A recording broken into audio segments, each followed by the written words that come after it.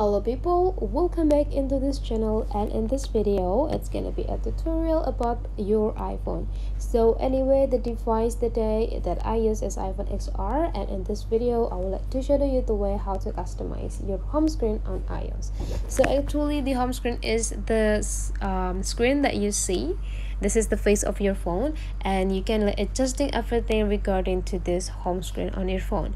You can just moving every application on your home screen here. If you don't like the position of each applications here, you can just drag and just need to click the applications that you want to move until the application is start to be shaking.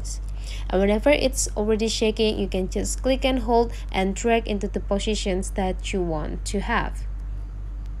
It will be work for every application as well as the folder files that you have here. So you just need to drag it and just find the best position. You can also organize this application according to its color if you want, and whenever you're done, you need to go click done.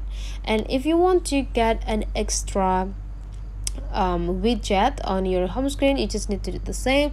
Just go click and hold your screen until the application start to be shaking, and after that go click this plus button and choose the widget that you want to have for your home screen. Go click at widget, and now you already got the widget, and just go click done.